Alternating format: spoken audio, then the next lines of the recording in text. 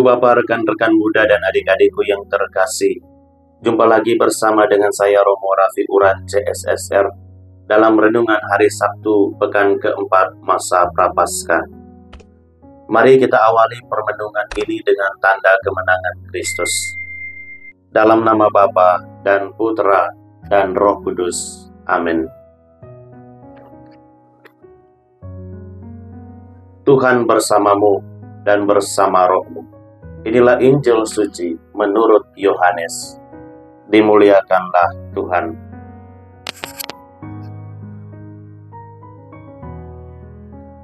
Sekali peristiwa Yesus mengajar di Yerusalem. Beberapa di antara orang banyak yang mendengarkan perkataan Yesus berkata, "Dia ini benar-benar nabi yang akan datang." Yang lain berkata, "Ia ini Mesias." Tetapi yang lain lagi berkata, "Bukan, Mesias tidak datang dari Galilea." Karena kitab suci mengatakan bahwa Mesias berasal dari keturunan Daud dan dari kampung Betlehem, tempat Daud dahulu tinggal. Maka timbullah pertentangan di antara orang banyak karena Yesus. Beberapa orang di antara mereka mau menangkap dia, tetapi tidak ada seorang pun yang berani menyentuhnya. Maka ketika penjaga-penjaga yang ditugaskan imam-imam kepala dan orang-orang Farisi pergi kepada imam-imam kepala, orang-orang Farisi berkata kepada mereka, "Mengapa kamu tidak membawanya?" Jawab penjaga-penjaga itu, "Belum pernah seorang manusia berkata seperti orang itu." Jawab orang Farisi itu kepada mereka, "Adakah kamu juga disesatkan? Adakah seorang di antara pemimpin-pemimpin yang percaya kepadanya, atau seorang di antara orang-orang Farisi?" Orang banyak itu tidak mengenal hukum Taurat, terkutuklah mereka. Nikodemus, seorang dari mereka yang dahulu telah datang kepada Yesus, berkata kepada mereka, "Apakah hukum Taurat kita menghukum seseorang sebelum ia didengar dan sebelum orang mengetahui apa yang telah dibuatnya?" Jawab mereka, "Apakah engkau juga orang Galilea? Selidikilah kitab suci, dan engkau akan tahu bahwa tidak ada nabi yang datang dari Galilea." Lalu mereka pulang masing-masing ke rumahnya. Demikianlah sabda Tuhan. Terpujilah Kristus.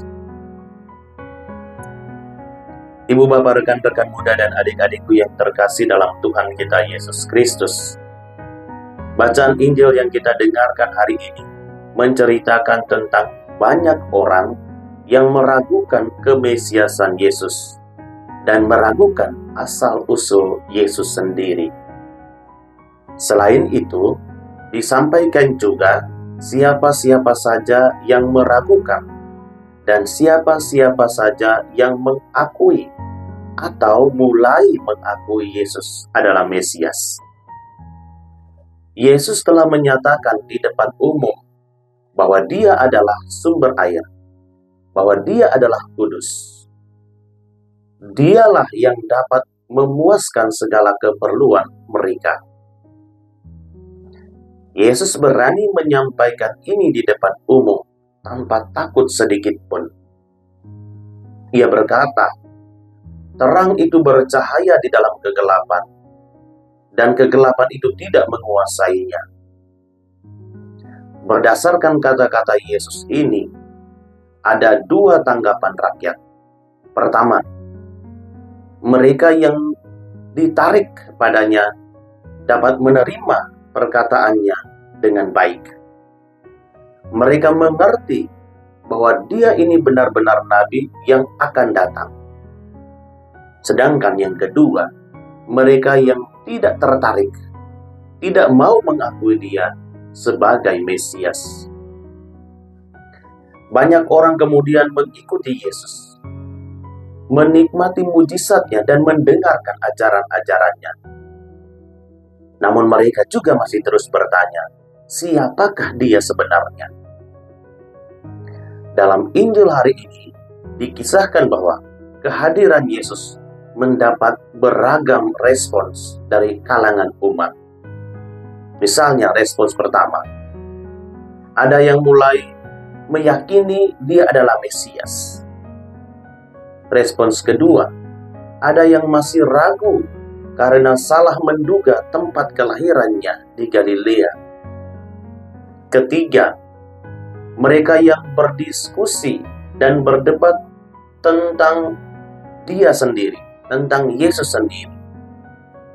Dan yang keempat, ada yang berhasrat kuat untuk menangkap dia meski tidak berani. Dan yang kelima, sikap para penjaga bait Allah yang mengagumi dan menghormati Yesus sehingga berani untuk tidak mematuhi perintah untuk menangkap dia. Dan yang keenam, kelompok orang-orang Farisi yang bersikeras hati dan sombong, tetapi menolak dia. Dan yang terakhir adalah Nikodemus yang berani menyatakan keyakinan pribadi melawan mayoritas dengan mengatakan, apakah hukum Taurat kita menghukum seseorang sebelum ia didengar dan sebelum orang mengetahui apa yang telah dibuatnya? Menarik apa yang dipertanyakan oleh Nikodemus ini. Nikodemus memang tidak membela Tuhan Yesus, dan dia tidak mengaku percaya kepadanya.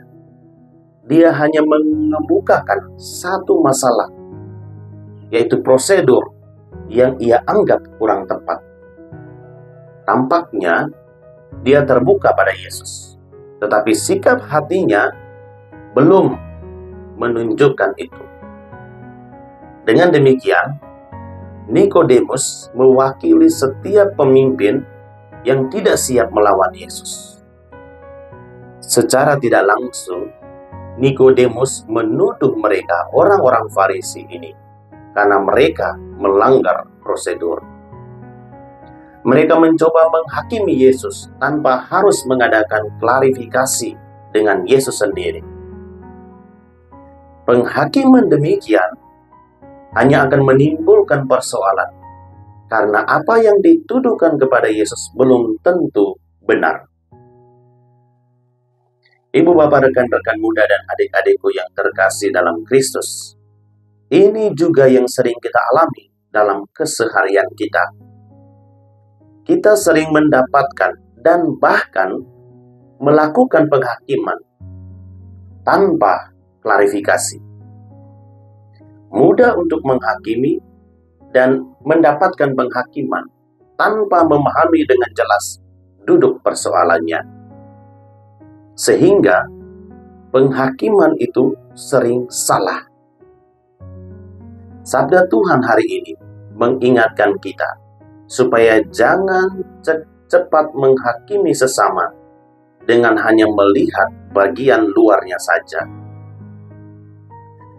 Mungkin ada di antara kita yang pernah terpengaruh sikap yang lebih cepat menghakimi ini, berprasangka buruk daripada melihat kebaikan sesama sebelum mengklarifikasinya. Ketika kita menghakimi seseorang, kita menjauhkan diri kita dengan dia. Kita menjatuhkan nama baiknya, dan kita membuat relasi sosial terganggu dan persahabatan kita bisa rusak. Janganlah menjadi pribadi yang pandai menilai dan menghakimi orang lain tanpa terlebih dahulu menilai dan menghakimi diri kita sendiri. Mari Bapak Ibu, rekan-rekan muda, dan adik-adikku yang terkasih, di masa Prapaskah, masa berrahmat ini, kita diajak untuk bertobat dari kesalahan-kesalahan kita yang sering menghakimi sesama.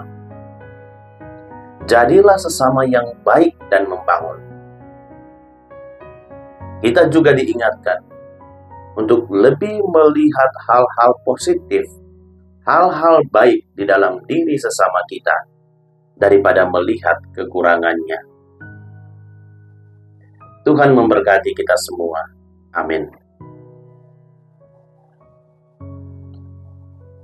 Semoga Allah yang Maha Kuasa memberkati ibu, bapak, rekan-rekan muda, dan adik-adik sekalian di dalam usaha, niat baik, dan pelayanan pada hari ini. Dalam nama Bapa dan Putra dan Roh Kudus. Amin. Selamat berakhir pekan.